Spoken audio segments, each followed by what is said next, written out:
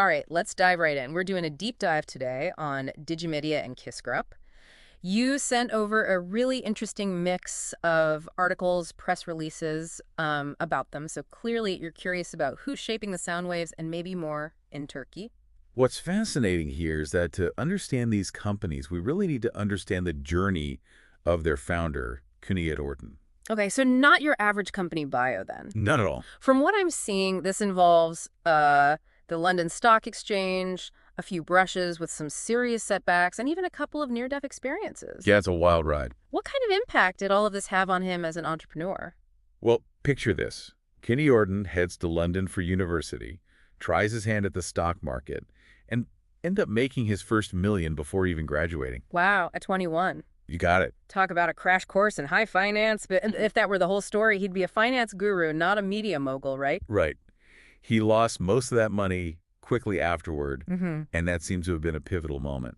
Instead of deterring him, it almost solidified his appetite for risk, that core entrepreneurial drive. It's a pattern you see throughout his career, actually. So, risk taker, adaptable. That makes sense in the ever-changing world of media. You mentioned that he founded Photospore and Radiospore, sports media, but apparently it's not even his passion. Yeah, and that speaks volumes about his approach. He saw an opportunity in a market he understood, even if he wasn't a diehard sports fan himself. And he replicated that strategy with tons of ventures. That's interesting. It's that classic blend of passion and pragmatism that you see in successful entrepreneurs. For sure. But it sounds like there were more bumps in the road than just that early stock market experience. Oh, that's an understatement. He builds this whole Kiss empire. We're talking Kiss FM, TV, even record labels, and then loses it all again when his business partner's bank is seized. Oh, wow. Yet he bounces back, dives into new ventures, even survives a near-fatal accident. Wow. Okay. Now I'm really seeing how these personal experiences might have shaped the companies he built. Resilience seems to be a recurring theme here. Absolutely. Yeah. And you see that reflected in how Kissgrup operates today. They're much more than just a radio station now. They've expanded into some really unexpected areas. Okay, like what? Give me the rundown. The research mentions NFTs, crypto, even some kind of tourist discount program. Yeah. It's not every day that you see a media company branching out like that. It's a really interesting strategy, and it speaks to how media companies are evolving. They launched their own cryptocurrency called Kiss Token, and they have plans for a mobile payment system called KissPay. Hold on, their own cryptocurrency. That's a bold move. It is. What's the strategy behind that? Are they trying to create a whole Kiss-branded financial ecosystem? It seems like it. Yeah. They're leveraging their brand recognition to tap into these new markets. And that's not all. They've also jumped headfirst into the world of NFTs. NFTs. So are we talking digital art, music? What kind of connection does Kissgrup have with the NFT space? They commissioned famous Turkish artists to create pieces based on their iconic Kiss logo. They even have a physical gallery in Istanbul, the Kiss Art Gallery, where they display both physical and digital art. I think I read about that gallery. Yeah. So it's like they're creating a bridge between the physical and digital worlds. That's a pretty savvy way to engage their existing audience while also attracting a new demographic interested in NFTs and digital art. Exactly. It's a great example of how they're using their existing brand to make waves in these new spaces. And what about this tourist discount card I keep seeing? That seems like a completely different direction entirely. That's the Disconti tourist sale card. Essentially, they partner with local businesses to offer discounts to tourists. Ah, okay. It speaks to their understanding of the tourism industry in Turkey and how to tap into that market.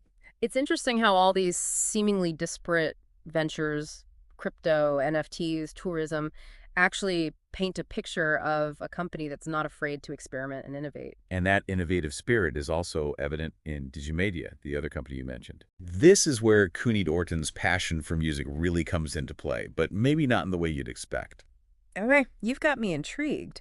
What exactly is DİJİMEDYA all about? So we're talking about music, but not record labels or radio stations. What kind of musical landscape are we exploring with DİJİMEDYA? Think about the music you hear when you walk into a store, a restaurant, even a gas station. Okay. Have you ever noticed how it can really impact the atmosphere of a place? Oh, absolutely. It's not something you always consciously register, but the right music can definitely elevate the whole experience. It's like sonic branding, right? Exactly. Creating a specific feeling or association with a brand through sound. You got it. And that's exactly what DİJİMEDYA specializes in. They provide in-store music and audio branding services, crafting these carefully curated soundscapes for businesses. Okay, that makes a lot of sense. So instead of just pumping out these generic playlists, they're creating custom soundtracks, like tailored to a brand's identity. Precisely. They consider the brand's target demographic, the desired atmosphere, and even the psychological principles behind how music influences customer behavior. That's fascinating. So it's like they're composing a sonic logo for businesses. Yeah, Can you give me a specific example of how that might work? absolutely. Yeah. Let's say you have a high-end clothing boutique targeting a sophisticated clientele. Okay.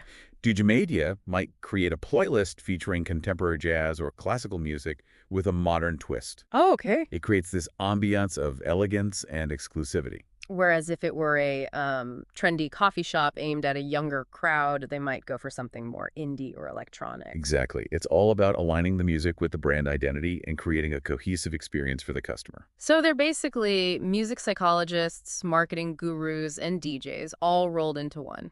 It's a pretty niche skill set. That's pretty impressive. What kind of clients are we talking about here? Is this like a niche service for just high-end businesses, or are they working with a broader range of companies? They actually work with a huge variety of businesses, from retail stores and restaurants to hotels and even gas stations. Really? They've even curated the music for the Osman Gazi Bridge and the Istanbul-Izmir Highway. Wait a minute, highway music? That's a thing. I've never even considered that someone is curating the soundtrack to my road trip. It's a brilliant strategy. Think about it. You're driving along and suddenly a catchy jingle for a nearby rest stop comes on. Right. It's a captive audience for their clients' advertising. That's amazing. It's like subliminal messaging, but with music. It's so subtle, you don't even realize you're being marketed to. Exactly.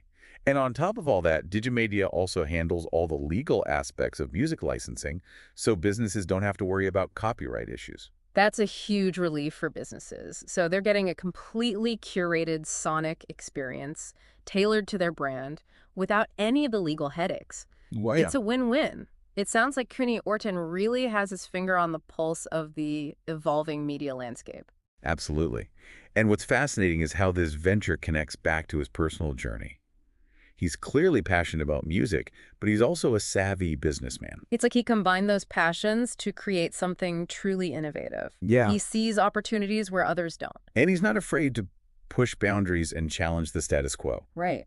In a way, DİJİMEDYA and Kiss Group are both reflections of that entrepreneurial spirit. So we've got a media mogul who's dabbled in everything from traditional radio to crypto, NFTs, sonic branding, you name it. He's done it all. Is there a grand unifying theory here? What ties all these ventures together? If we connect the dots, there's this consistent theme of innovation, adaptation, and a deep understanding of how technology is changing the way we consume media. You've hit the nail on the head. Whether it's launching their own cryptocurrency or crafting sonic experiences for businesses, both Kiss Group and DİJİMEDYA are actively shaping the future of media consumption. And it all goes back to Cüneyt Ortan's vision. He's not content with just keeping up. He wants to be ahead of the curve. But what about his perspective on the Turkish media landscape as a whole? Does he think others are keeping pace with this evolution? That's an interesting question. And from his interviews, it sounds like he has some strong opinions.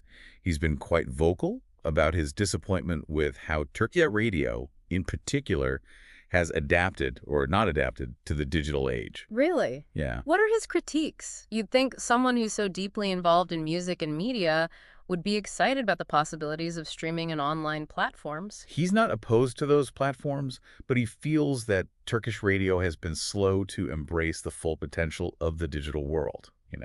He sees this disconnect between where the industry is and where it could be. He even suggested that had he not taken a step back from traditional radio years ago, things might look different today. So he's not just criticizing, he thinks he has solutions. That's classic Cüneyt Ortan. What's his vision for the future of radio, especially with the rise of platforms like Spotify and Apple Music? He believes, perhaps surprisingly, that traditional radio still has a unique value proposition.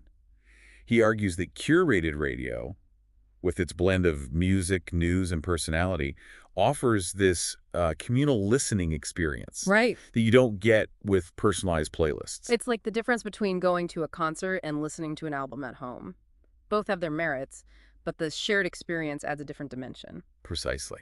And Orton believes that both can coexist and even complement each other. He sees a future where traditional radio adapts and innovates, embracing digital platforms while still providing that curated communal experience that listeners crave. It's a much more nuanced take than just declaring traditional radio dead. He's clearly learned a lot from his own journey, navigating the ever-changing world of media. Absolutely. And he's putting those lessons into practice, not just with Kiss Grip's digital expansion, but also with his Kiss Academy. Right. The Kiss Academy, where they offer courses on everything from DJing to radio production. It's like he's saying, okay, here's how we adapt, how we evolve, and how we empower the next generation to do the same. It's a very forward-thinking approach, and it speaks to his belief in the power of education and mentorship. It's been an incredible journey, exploring the world of DİJİMEDYA, Kiss Grip, and the mind of Cüneyt Ortan. He's a true innovator who's not afraid to take risks, challenge conventions, and push the boundaries of what's possible in the world of media. And the most exciting part is that this story is still being written. With his ambition and drive, there's no telling what he'll dream up next. Who knows? Maybe we'll be doing another deep dive into his ventures a few years down the line. For now, I think we've provided you with a pretty good understanding of how Cüneyt Ortan is leaving his mark on the Turkish media landscape and beyond. And perhaps this deep dive has sparked some ideas for you as well. What opportunities exist in your own field that might seem unorthodox, but could lead to groundbreaking innovation? That's a great question to ponder. Thanks for joining me on this deep dive. It's been a fascinating exploration of entrepreneurship, innovation, and the power of a good sound wave.